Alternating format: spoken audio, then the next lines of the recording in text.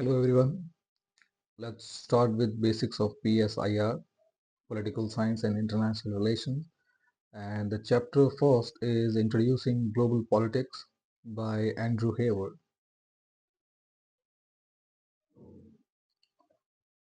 So the first topic, from international to the global.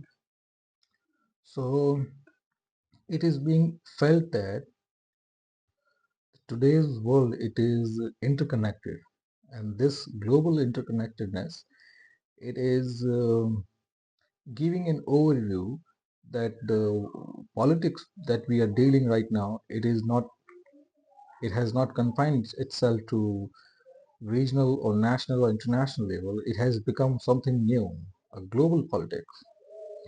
And so this approach it reflects the fact that while that over an increasing range of issues straight interact with one another in condition of global interconnectedness and interdependence, and they nevertheless remain the key actors on the world stage.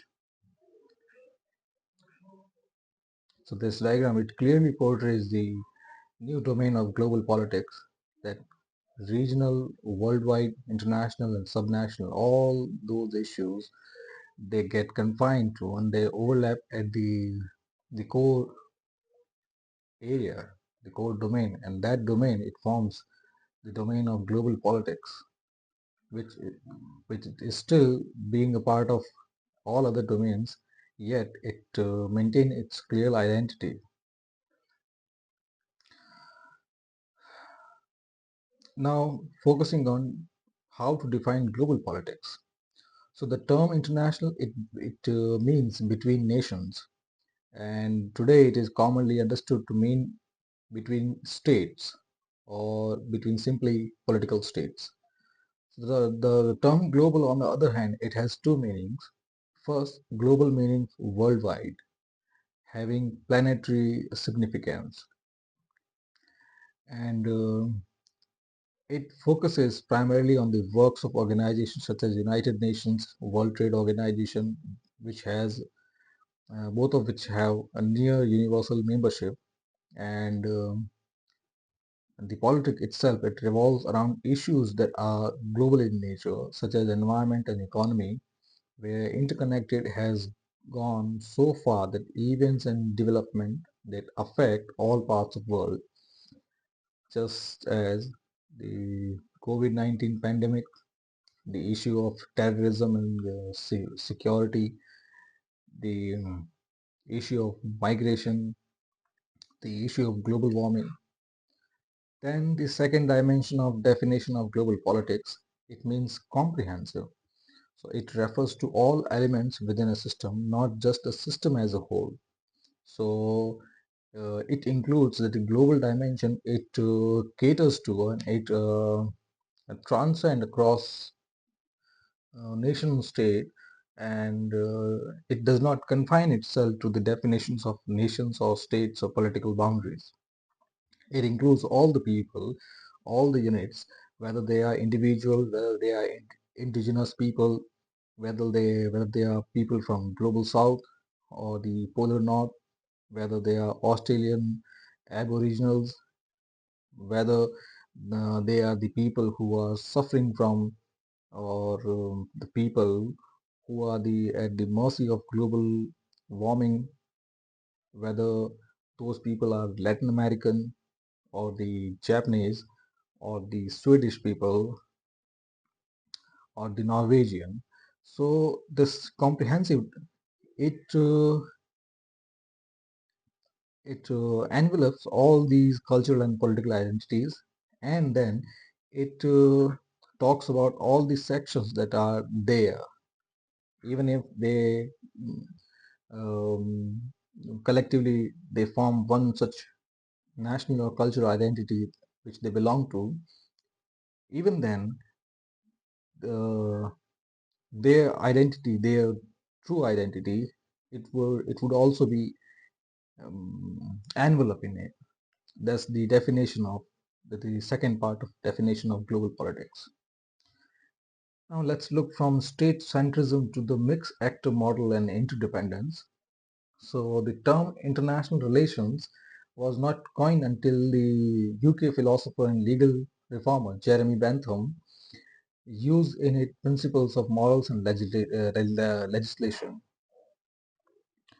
So his use of term it acknowledged a significant shift that by late 18th century territorially based political units were coming to have a more clearly national character. So it was then during the 18th century. So this was the time that when newly industrialized nations, at first those disparate and fragmented principalities were coming together culturally to form nations, and then those cultural units they were being recognized. So in short, Jeremy Bentham highlighted one such transformation in the political terminology that was happening during the late 18th century, that international relations or nations were coming on the pictures. So international politics should thus more properly be described as interstate politics. And what is a state? As defined by international law by the 1933 Montevideo Convention on the Rights and Duties of State, a state must possess four qualifying properties. It must have a defined territory, it should have a permanent population, it must have an effective government, and it need to have the capacity to enter relations with other states. These are the four qualifying criteria for any state, for any group of people to be recognized as a state. And the conventional approach to world politics was seen as state-centric, and it is why the international system earlier was known as state system, because at the time initially the key actors on the stage were the states only. And this view, this state-centric view on international politics, it can be traced back to the Peace of Westphalia 1648, which established sovereignty as the distinguishing feature of state. Let's have a look at sovereignty. So sovereignty is the principle of supreme and unquestionable authority, and earlier it was said that only the state, the political authority, possesses such an unquestionable authority. External sovereignty, also called state sovereignty or the national sovereignty, it refers to the capacity of state to act independently and autonomously on the world stage. And it also implies that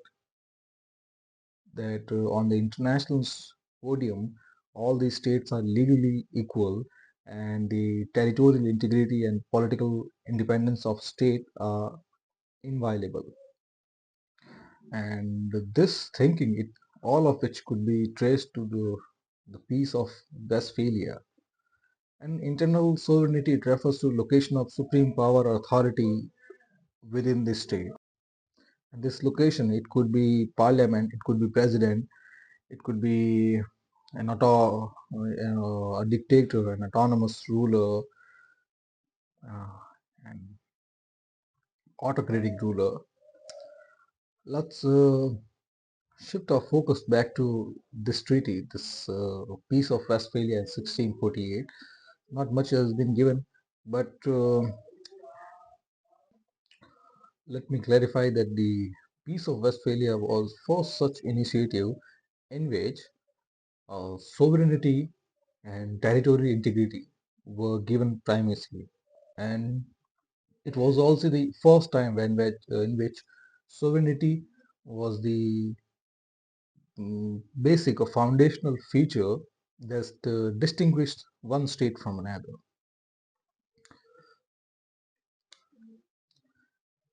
Then this state-centric approach, it is being difficult to sustain in present time because it is not no longer possible to treat states as the only significant actor on the world stage. This belief it is no longer sustainable right now because of rise of multinational corporations, transnational corporations, non-governmental organization, and many other non-state bodies that have come to exert a lot of influence. And three such examples are given here, such as ISIS, Islamic State, hashtag MeToo movement, and Black Lives Matter. So all these three forces, so these do not belong to state, but these two are examples of citizen pressure groups, and this one is a terrorist organization, and they have come to exert a lot of influence in national and international politics. So, and since 1970s, pluralist theories, they have advocated a mixed actor model of world politics. But they also recognize that, yeah, that many such groups, they have they have increasing their capacity, they are increasing their stature, and they are having a lot of influence in global politics. But yet, no TNC, no NGO, or no other pressure group, it can rival the state's coercive power, either its capacity to enforce order within its border or to its ability to deal militarily with other states. So while the state unquestionably retains a significant degree of power in global politics, the so-called billiard ball model, according to which states are essentially discrete, bounded entities which are interacting with each other, bouncing off one another in international relation, this idea is unsustainable. This idea itself, it may form a core part of the realist belief or the euphemism of the realist thinkers, but this traditional model of realist thinker, it has lost ground to neoliberal institutionalist, which claims that global politics is in fact characterized by a complex interdependence, Ch.1 and Nye, and many such explanation that the international relations right now, they have become somehow something akin to social relations. So the mixture of state actors and range of issues over which they interact, the non-state and sub-state channel of interaction, then increasing primacy of economic activity, all brought the global imaginary of state-centric Westphalian order into question. So this criticism of this state-centric model is, is still being circulated. Let's talk about interdependence. Interdependence, it refers to relationship between two parties in which each is affected by decisions that are taken by the other. So it may be called a situation of mutual influence, and interdependence is usually associated with the cooperation and tradition in world affairs. So Keohane and Nye, they advanced the idea of complex interdependence, which also criticize or which also question the traditional model of state centrism. And this complex interdependence, it has been highlighted as an or advocated as an alternative to the realist model of international politics. This highlighted the extent to which state, they have ceased to be autonomous international actors. Then economic and other issues has become more prominent in world affairs. And third one is military forces, they have become less reliable in taking important policy decisions. Then Some argue that a state's spatial status as a global actor is preserved. So these are a series. This is a series of arguments and counter arguments. Another such argument or the counter argument, whichever way you say it, is that a state's spatial place in the global arena, it is preserved because it retains what the political sociologist Max Weber famously called the monopoly of the legitimate use of physical force within a territory. And still, it still is a part of the traditional thought. But yes, even if Max Weber had not put it in this way, state possess the monopoly of the legitimate use of physical force within a given territory. And the state's role as the entity that wages war or maintain domestic law and order makes it unique. But it has it's certainly not the case in 21st century. Another counter argument, because of the rise of private military and security companies, PMSCs, and these private forces, they are also known as mercenaries. And on the other hand, the increasing privatization of policing and prisons. So both the issues, the rise of private forces and increasing privatization of policing and prison functions, both of them, they had devolved the military edge that the state enjoy till now, as highlighted by the realist thinker and Max Weber himself.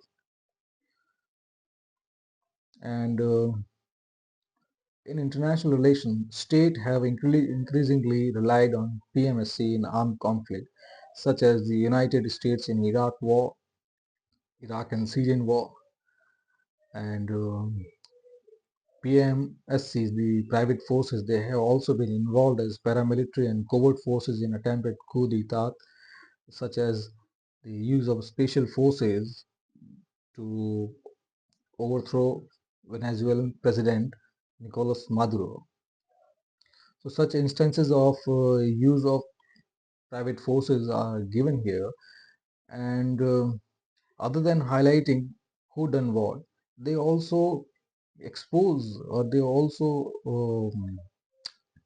stress upon this idea that the state is losing its edge in the security apparatus, and now the privatization of security or the rise of mercenary, they are also eating away the coveted space that has till now been used by the state. So both the example, the use of private forces in Iraq war and use of private forces by the name Silver Corp USA to overthrow Venezuelan President Nicolas Maduro in May 2020. So while state may retain the greatest quantity and quality of means of legitimate violence, but the monopoly, it has surely been shared or shedded away. So the expanded role of sub-state and private actor in expression of war power and police power lends further weight to claim that we live in a post-Westphalian global order, which is characterized by complexity and interdependence, as has been theorized by Keohane and Nye. Now, let's talk about Westphalian state system. So the Peace of Westphalia of 1648, it commonly said to mark the beginning of modern international politics. So it was a series of treaties that brought an end to 30 years war, which consisted of a series of declared and undeclared war throughout Central Europe, involving the Holy Roman Empire and various opponents, including the Danes, Dutch, France, and Sweden. And This war and the subsequent treaties, they also help to transform a medieval Europe of overlapping authority into the modern state system. And as I have said, the medieval Europe, it was a state of principalities and vassal states, ki- uh, kingdoms of shifting sands. So overall, the whole order, it was fragmented, and this 30-year war, it it brought together all the European fragmented system into a composite whole that fought amongst themselves. And this treaty, or the Peace of Westphalia, series of treaties, they brought the idea of modern state system or modern nationalism. So this Westphalian system, it was based on two key principles. First, states enjoy sovereign jurisdiction. It means they have independent control over what happens within their territories. And then relations between and among states, it is structured by acceptance of sovereign independence of all states, which means all states are equal, and what happens among two such states, it is their business. Now let's look at the new dimension, from the domestic international divide to transnationalism. So one of the key implications of approaching study from perspective of international is that politics has a distinct spatial or territorial character. In short, borders and boundaries matter because they give concrete shape to the abstract idea.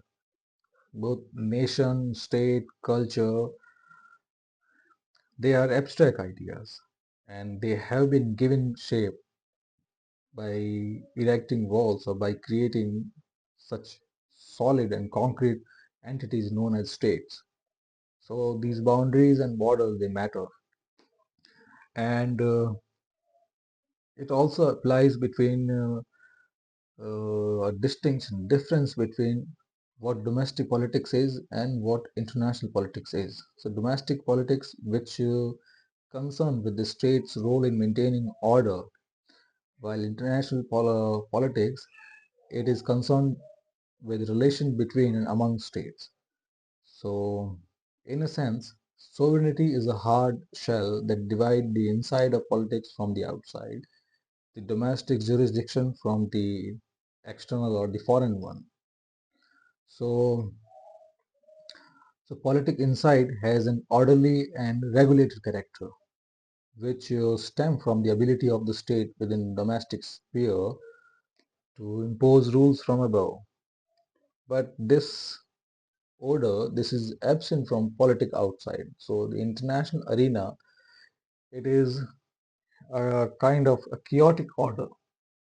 Since the domestic affairs, they can be handled by a particular state, a particular government, by the institution that addresses the issues which may stem in the future, such as institutions such as parliament. They legislate if there is need to legislate on a particular business, and those those policy decisions, they will be executed by the executive.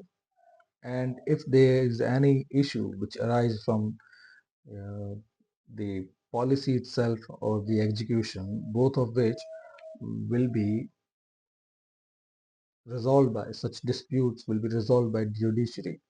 And there are several other state and quasi-state actors that will help the state in maintaining and regulating the order.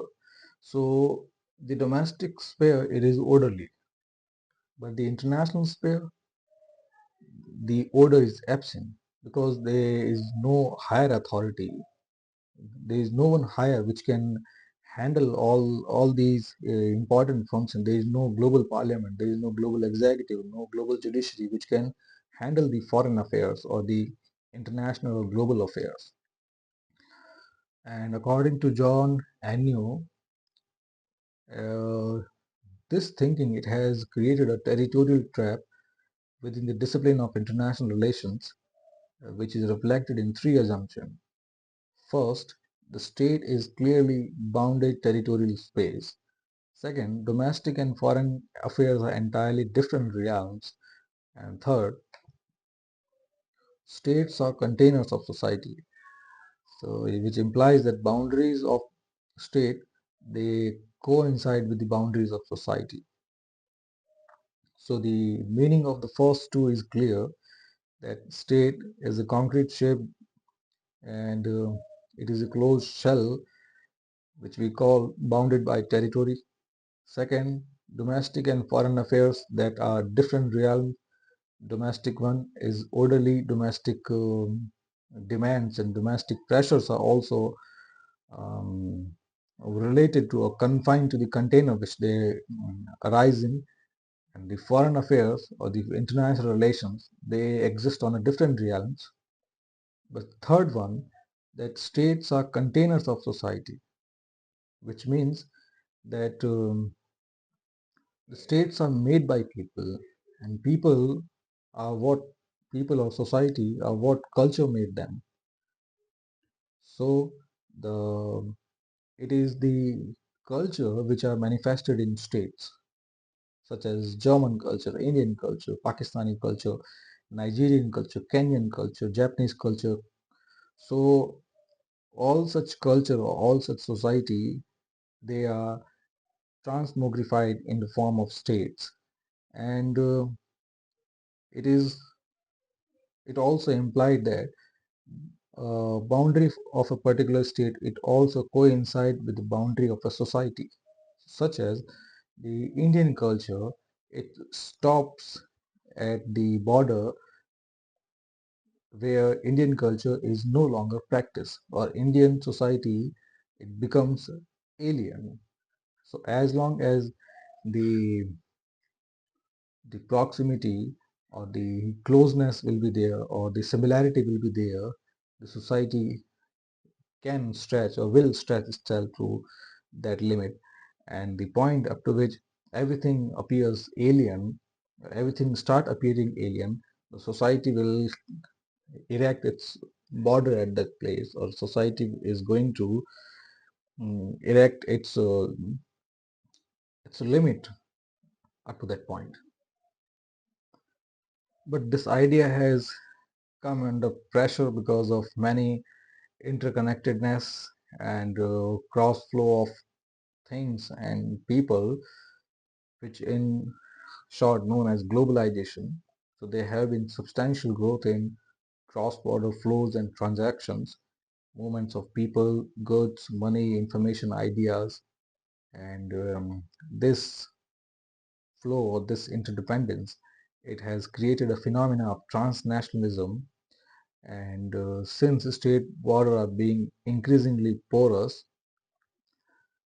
so it has also made the domestic economies vulnerable to events that take place elsewhere in the world, such as the impact of 2007-8 global financial crisis and the global coronavirus pandemic or COVID-19 pandemic, both of which they arose somewhere else, but the implications were felt all over the world.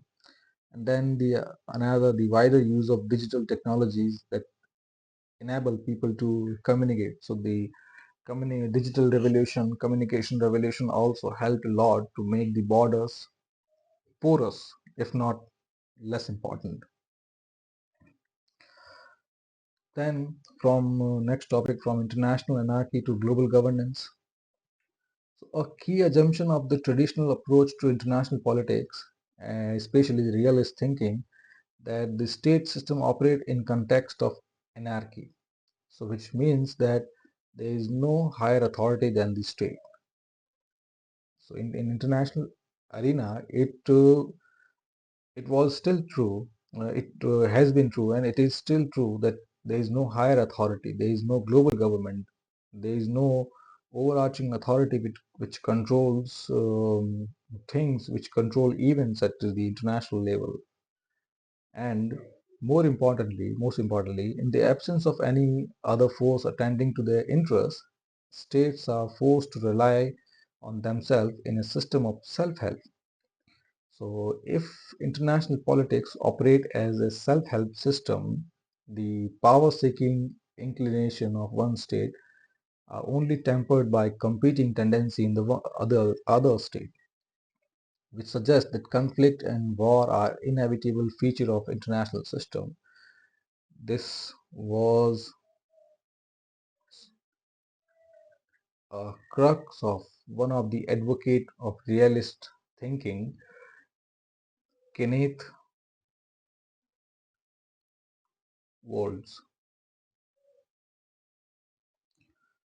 So the self-help system, or the inevitability of conflict and war, it keeps featuring in the realist theory, and according to which if there is no higher authority to regulate things, to look after what happens at the international arena, international anarchy is there. And in that scenario, states, they act in a self-help system, which means that since nobody else is there to help them, they need to help themselves, and they can help themselves only if they assume that war is inevitable, and any state in the anarchical situation, any state is there to grab power. So it is only conflict that can create a balance of power. And then talk about Hedlebel, which advocated the notion of anarchical society in the place of conventional theory of international anarchy. Then, in the modern time, the notion of anarchical society has become more difficult to sustain because of emergence of a framework of global governance, such as there are many important organizations, United Nations, IMF, WTO, European Union, and many other organizations such as ILO, World Health Organization, the G8 economies, G77, ASEAN. So in such a situation, this idea that there is no one there to address or to look after what happened at the level above everyone, this idea is not being bought now. And these organizations, they reflect the fact that states are increasingly confronted by collective action problem. So right now it's not there that there is the international arena, it is anarchical, or international arena is devoid of any higher power. The problem here is right now that the collectivities or the groups, they are emerging groups with conflicting and opposing demands, and such group and such demand, they are increasing in number. So the issue that are particularly taxing because they confound even the most powerful of state when acting alone. So idea here is that the collective groups or the collective organizations,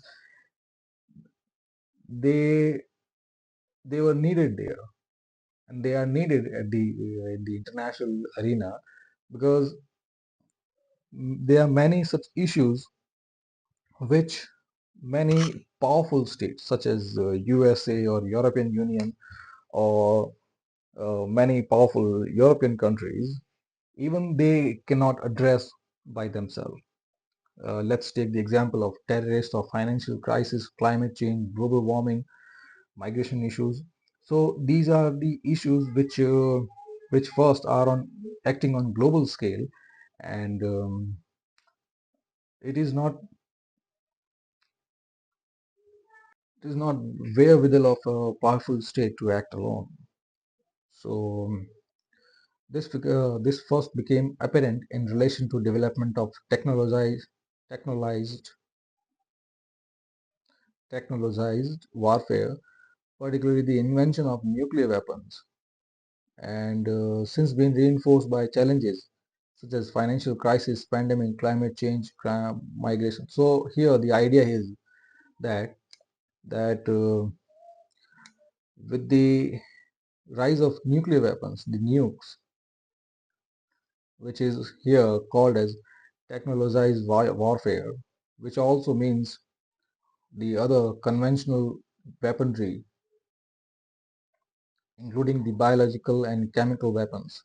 So all such weapons of mass destruction, they have been grouped in the terminology of technologized warfare, and with the introduction and gradual development of such warfare, the problem it became glaring with the rise of financial crisis. First the crisis in 1997, then the financial crisis in 2008, along with the COVID-19 pandemic and the global warming scenario that we are seeing now, terrorism, crime, migration, and many such issues which cannot be dealt by and powerful state or individual state alone. So because of that, many such institutional organizations and grouping they have come into existence. Now look at the definition of non-governmental organization. So NGO is a private non-commercial group that seeks to achieve its ends through non-violent means. World Bank defines NGO as a private organization that pursue activity to relieve suffering, promote the interest of poor, protect the environment, and provide basic social services. So first example of such bodies are the Society for the Abolition of Slave Trade, which was formed in 1787, and then International Committee of Red Cross, which was founded in 1863. Then the first official recognition of NGO was by United Nations when 41 NGO were granted consultative status. And let's see a distinction between operational NGO and advocacy NGO. So operational NGO are those whose primary purpose is to design and implement development related projects. So they are the NGO that actually work on the ground and provide the solutions. Then on the other hand, they are advocacy NGOs that exist to promote or defend a particular cause. So these may be called public interest group. And since 1990s, there have been steady growth of NGOs. So by 2021, 5,593 groups have been granted consultative status by UN, and if national and local NGOs are also taken into account, the total number it grows as the United States in 2021 has 1.5 million NGOs. In Russia, there are 224 and 500,000 NGOs, and Kenya, still developing small country, it has registered 11,000 new NGOs between this time. And they are organizations that are huge in nature, both in terms of quantity and manpower. So CARE International, which is dedicated to poverty reduction, it has a budget of more than 970 million, and Greenpeace, it has a membership of 2.8 million and staff of over 2400, and Amnesty International, it is better so resourced than the human rights arm of the United Nations. So although NGOs, they lack the economic leverage that transnational corporation can exert, advocacy NGO, they have proved highly adept at mobilizing soft power and popular pressures. And these leading NGOs, they have also cultivated high public profiles, because which is linked to public protest and demonstration that attract media attention, and also because of their altruistic and humanitarian objective, which gives them a place in people's heart, which help them to mobilize public support and exert moral pressure, which even many political party and TNC, they they struggle to rival. And then these advocacy groups, they practice or they profess their stand on a range of issues. Then the operational NGOs, they have come to deliver about 15% of international aid. Nevertheless, the rise of NGO has provided considerable controversy. The supporters of NGO, they argue that these NGOs, they benefit and enrich global politics by counterbalancing corporate power, challenging the influence of TNC, and democratizing global politics by articulating the interest of marginalized people.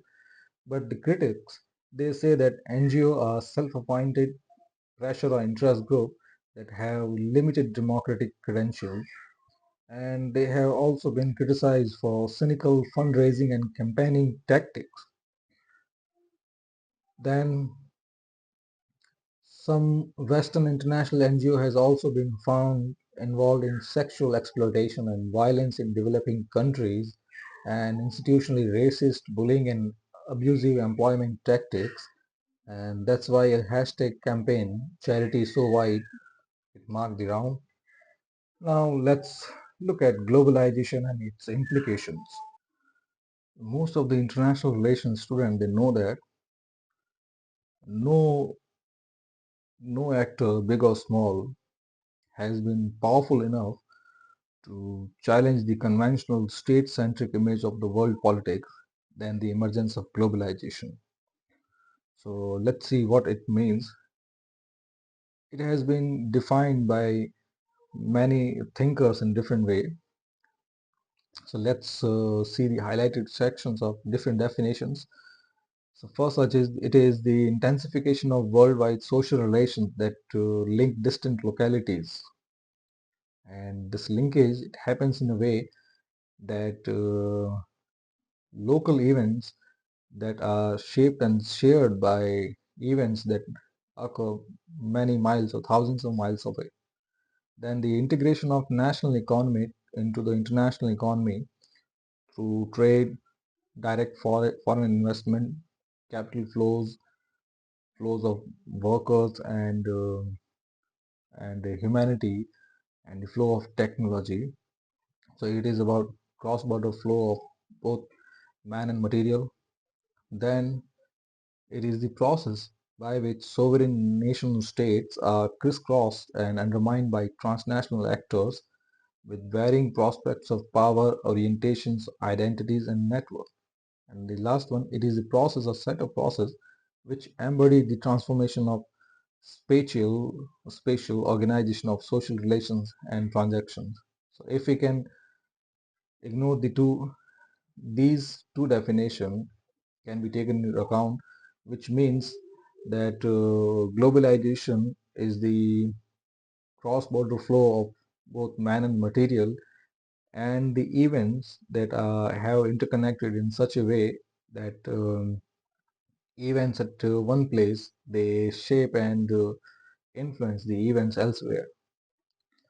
So globalization, it is emergence of complex web of interconnectedness that our lives are increasingly shaped by events or decisions that are at a great distance from us.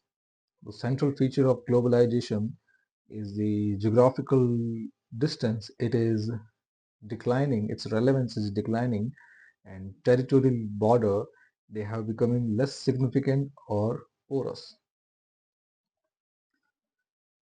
So globalization is a complex, elusive, and controversial terms, and there are many um, even contradictory terms to it. There are contradictory interpretations of it.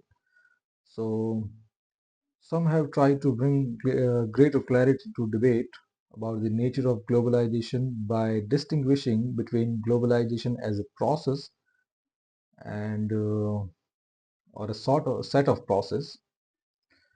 So the first, the distinction is made between globalization as a process and then other on the other anvil they consider globality as a condition. The first one, globalization is a process.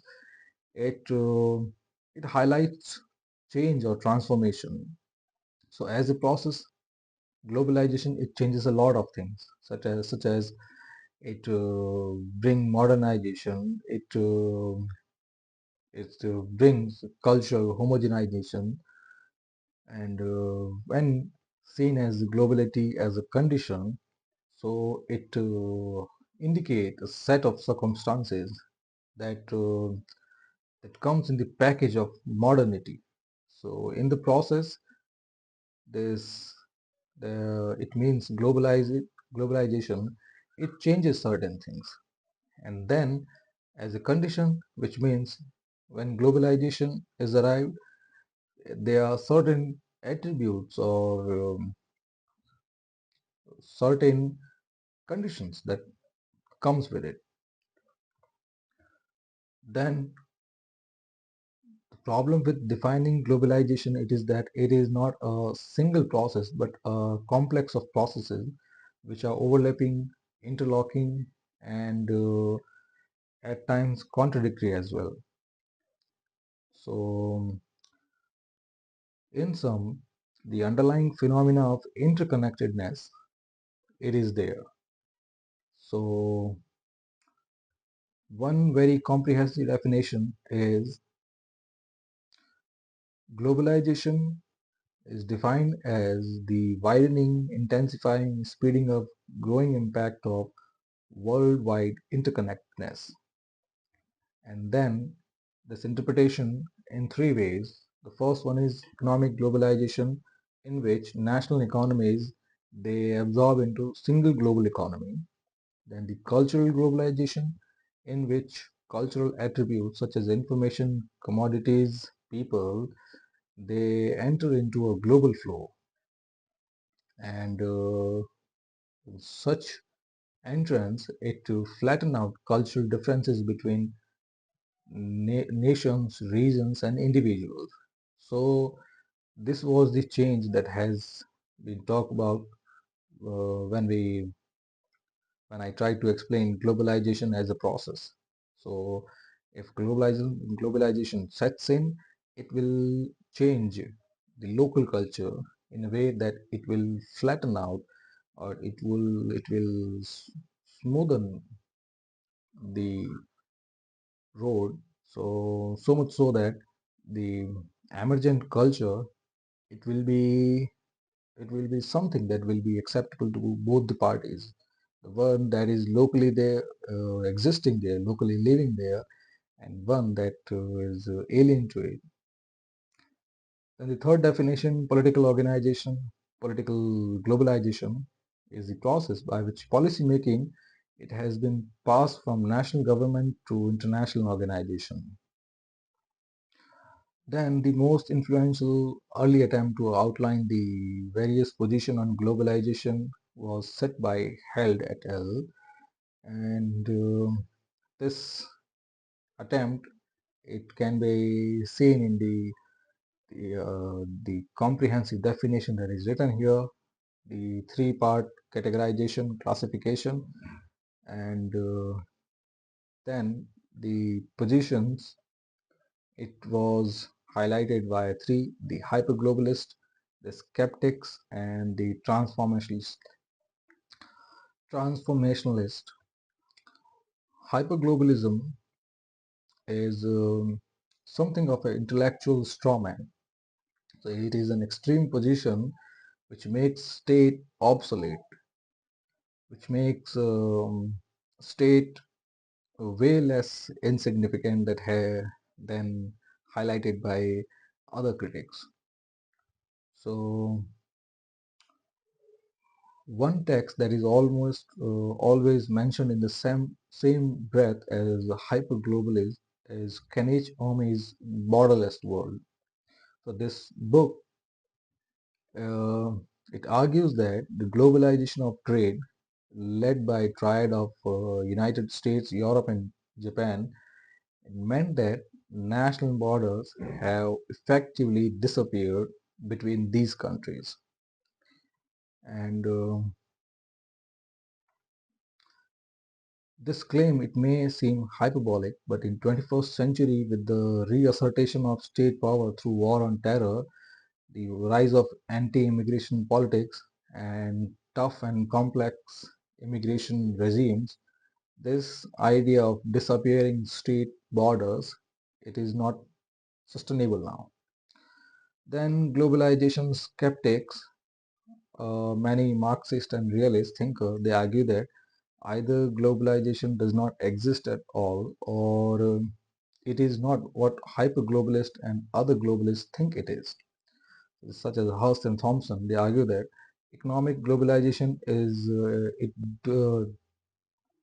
it does not stand up to the scrutiny, since free transnational capital flow tend to be amongst major powers in general, and this triad of USA, Japan, and Europe in particular.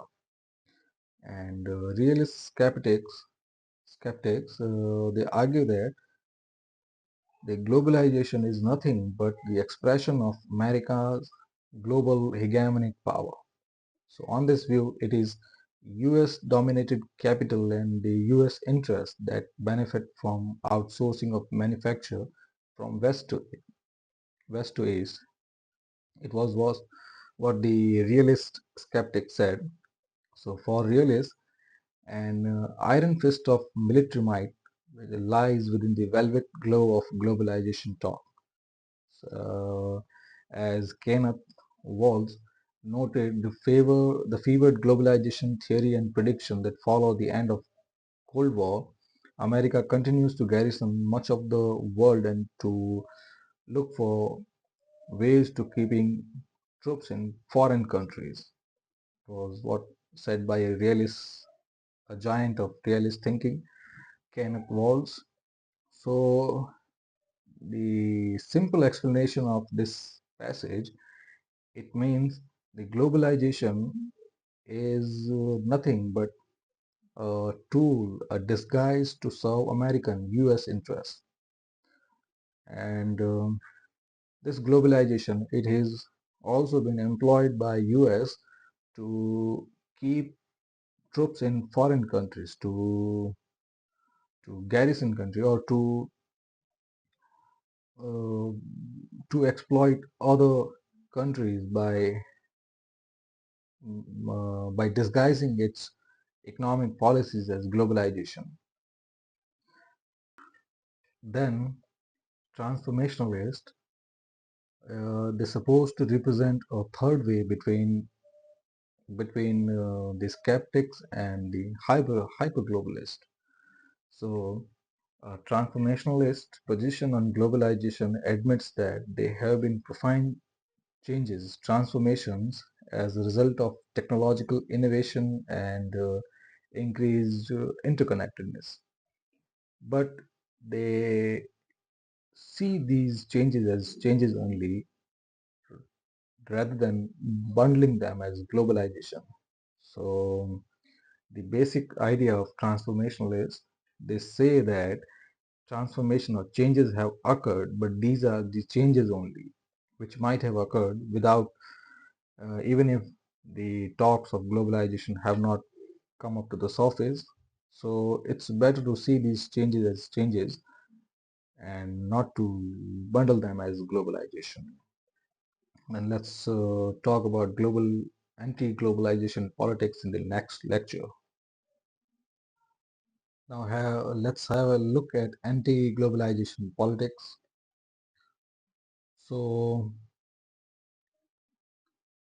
this politics, it has been opposed both by the left and the right wing of political ideology.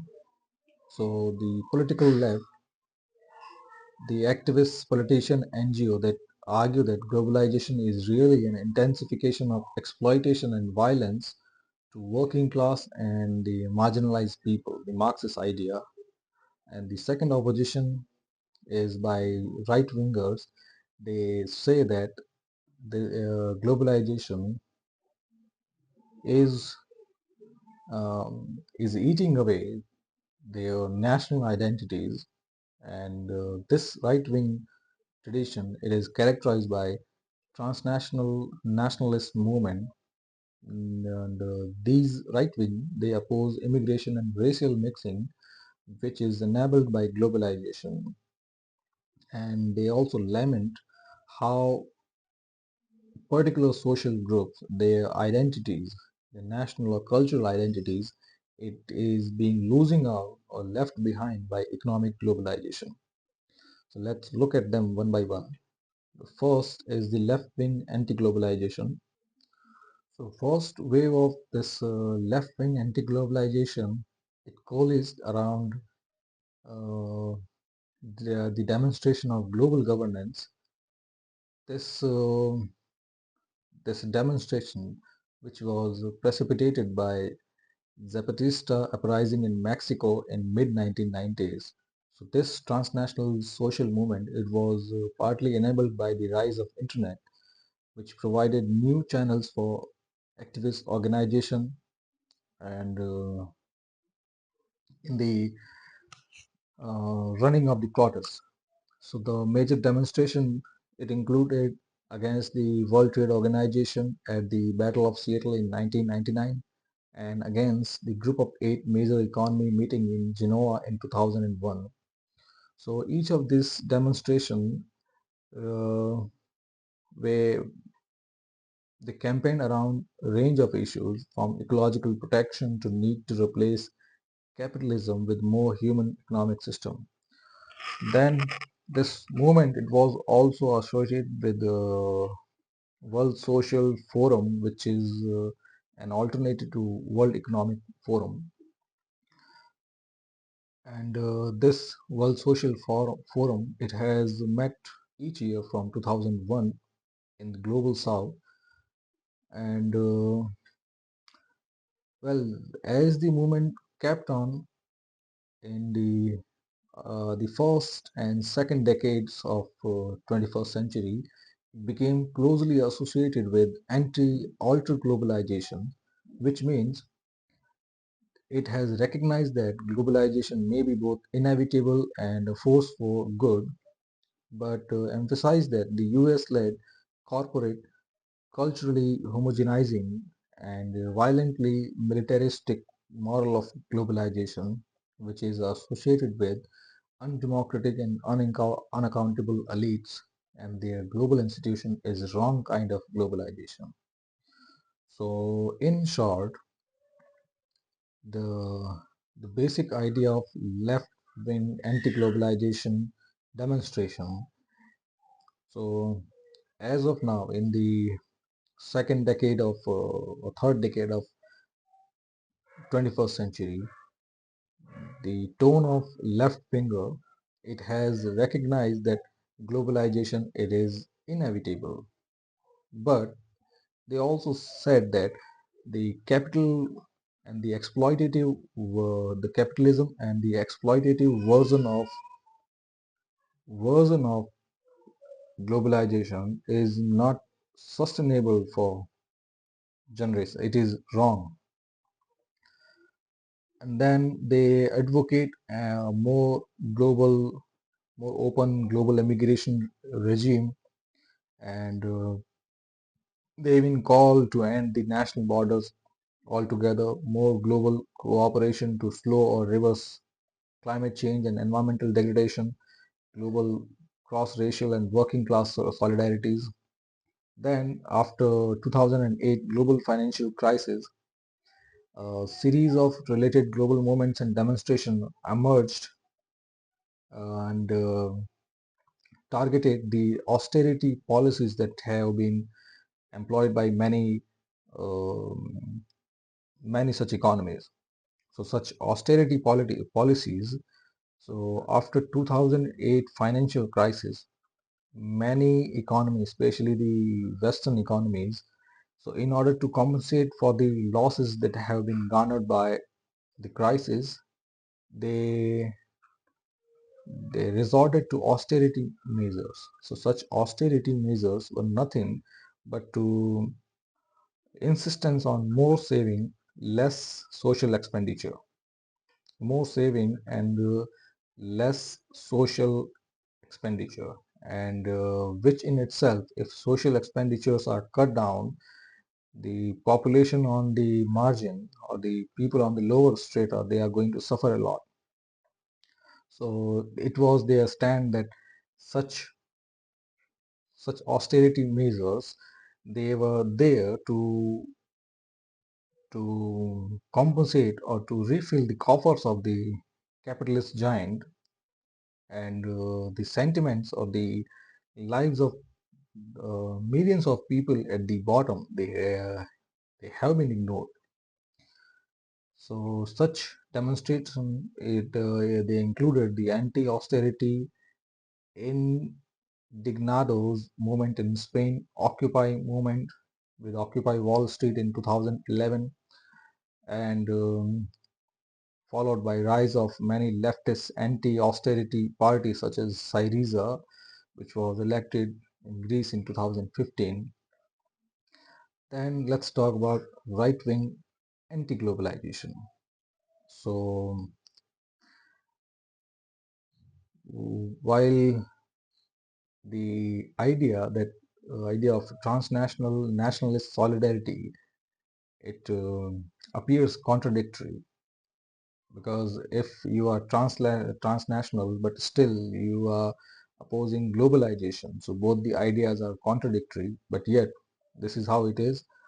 And their primary focus, it is their national group or their national identities, and national identities coupled with the hostility to foreigners.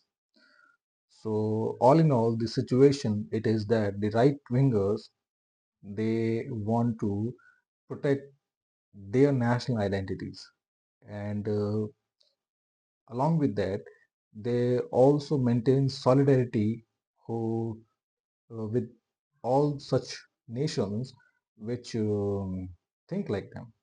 So at first they they are hostile to foreigners, but still they are friendly with those who are also hostile to foreigners. So this situation, it may not be simple to assume, but it is what it is.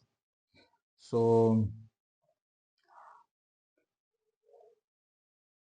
these such alliances, or the anti-globalization, it consisted of local, national, and regional movements in Europe and North America, with the rise of parties such as UK Independence Party in Britain, AFD in Germany, and Generation Identity in Italy, and the candidacy of Donald Trump in the United States. And outside the West, such movements also emerged in political leadership of our Prime Minister Narendra Modi and Jair Bolsonaro in Brazil. So these are examples of these right-wing anti-globalization or transnational nationalist solidarity group, which emerged to protect their identity and oppose the globalization. And so they may differ over the details of precise political goals and method, but they are united by the claims that their people, their the identity of people they represent, it has lost out in various ways through globalization and liberal globalist policy, and they are united by their advocacy of racial and ethnically defined concept of national identity, such as the Hindutva group in India, the rise of Erdogan in Turkey. So the rise of many such right-wing parties, they are concentrated around the advocacy of protection of their cultural identity. So, and their politics at both national and global level, it centers on demonization of political left and of racially, gender and sexual minority, and especially opposition to mass migration. Such ideas have been common um, in all levels of right-wing anti-globalization protest. And then the transformative effects of social media as internet content began to created by individual. It it also helped in political organization and campaigning, and such features, such things, they have become core features of social media. Uh, Not much of a concern. Now let's proceed on to globalism, worlding and worldism, imagining global politics. So the first slogan associated with the first wave of anti-globalization movement was think global but act local. So it in short means that this emphasizes the need for people to be conscious of globalization, but instead of protesting it, they need to direct their anti-globalization activism at the local context. So, first question is, what does it mean to think global? So, it is now widely argued that one of the key drivers of globalization and the emergence of global is the imagination. So, the first, the ancestor of all the factors that drove globalization, the mother of all such factor is imagination. This has been suggested by this has been found by the critics and the proponents alike. So, and now, but to say that the imagination, it was the actor, the ultimate actor that drove globalization. Now this um, now the question comes how to check this particular driver or the factor on the anvil of scrutiny. How to judge if this is really the case? And this itself, imagination itself, it's such a wider and common arena, common attribute that we cannot ignore it altogether. And it does also not mean that global politics are not real. That, but the the focus on the global, it is the result of an imaginative shift in society across the world. So,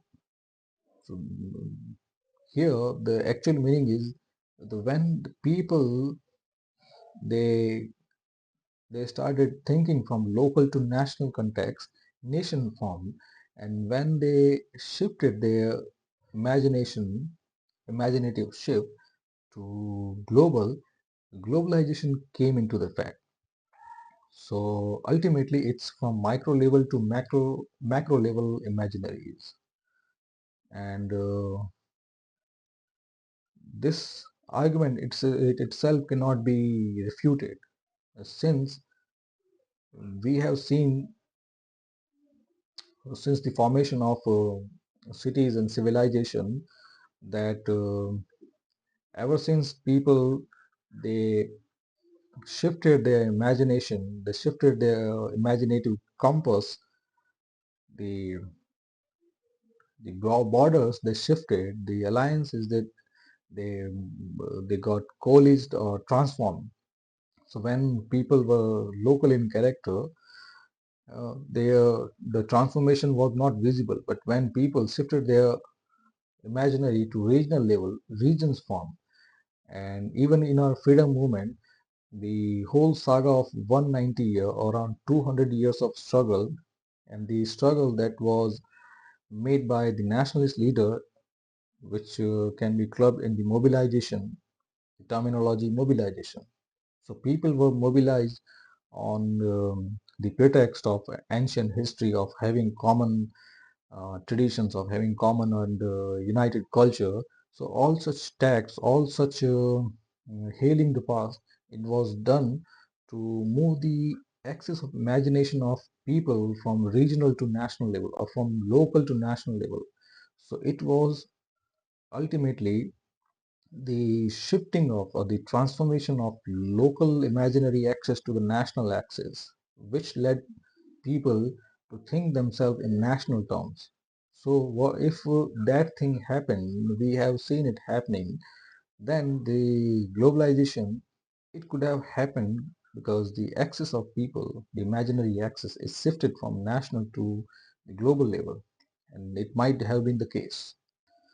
So the studying global politics, first of all, it's about thinking international relations differently. So it's moving away from traditional focus on international relations to the global relations or global politics. So Isaac Kamola argues that process of making the world global consists first of all in the social construction of a global imaginary. So it is similar to the example of our own Indian freedom struggle or the independent movement, in which the local identity, they have been constructed or they have been transformed into the national identity. So in the same way, the social construction that is being talked about here, which transform the imaginary of people into global one, it is also linked to rise of neoliberalism in the 1980s and 1990s. So this view, it results from increasing influence of multinational corporations, university business school, international financial institutions, and politicians that advocate market-driven politics. So all of these, they push the globalist way of seeing the political. So just the way the nationalist leader, they propagated the idea of a national identity, in a similar way all these actors, they have propagated or propounded the idea of globalism. So to think globally when we think about politics is to imagine the world as a world rather than a set of a state. So it's just like widening the horizon, widening the horizon that we have been seeing till now. So this imaginative shift, it is not necessarily natural, neutral, or inevitable process. It simply reflects the emergence of global as a new space or new domain of politics, just such as when the technology was primitive, the modes of transportation were not there, and we were living simple existence. Our world was limited, confined to the local level. And when the arrival of British, there were some motor cars, local buses, and railway infrastructure, and people could travel a fewer distances, fewer kilometer, and the mode of communication also included telephone, telegram, and postal communications. So here the people, the stance of people, it shifted from local to regional level. People started recognizing themselves, they started stretching themselves up to a certain distance, and the confinement of local, it got transformed into the regional one. Then with the further technological advancements, this regional dimension, this regional confinement of people, it shifted to national dimension. So with the onset of independence, with the grant, with the, with the seeing the lights of independence, after independence, um, the communication networks they have also increased. Road, rail, and air transport, all of them have also increased, and so gone were the days when people could only imagine themselves um, up to traveling a few hundred kilometers only. Right now, or even if you see today, many students, many local people, they are traveling by air, they are traveling to foreign countries, they are traveling for studies, for education, for health purposes, for recreation. So the horizon up to which they can expand the imagination, it has certainly been dented away, it has certainly been expanded to global level, and this is what is being highlighted here, that the emergence of global is a new domain of politics that we have to accept. So it has been pointed out that in major Western studies of globalization and globalist theories, Africa either does not feature at all, and or wherever it is discussed, it is almost always a problem. So the Western globalist imaginary, it it tends to deny African people agency and significance in the making of global world. And in the same way, to think global or to think universal, all people, not just states, all kinds of people need to be taken into account. So, so we, the people of South Asia or the people of global South, so this terminology, it should also be faded away. It should also be shredded and thrown into dustbin. We are not just people of global South. We are Indian people. And then even in Indian, has to say that we are just Indian, is not enough. We are a diverse people. So here we have around 750 tribes. So those indigenous people, those tribal people, they need to be represented in the way they are indigenous people. Then the sections that we have, whichever culture we belong to, we should be seen in that way. And that would make it universal and comprehensive. And in recent years, post-colonial thinkers have proposed alternate paradigm to globalist vision. And this post-colonial vision, it is closely associated with the Western and the North American imaginary. So the concept of worlding, it has been described in the way different society imagine global politics. So the worlding, it is the way different societies see the world, and the worldism, which has been given by LHM Lin, is the theory of multiple words to describe the existence of plurality of visions of the world. So worlding, on the other hand, it is the way different society imagine the global politics, whereas worldism, it is the existence of multitudes of visions of the world. And Ling, he offers an alternative to Western model, which is rooted in Chinese philosophical tradition. So this alternate vision of global, it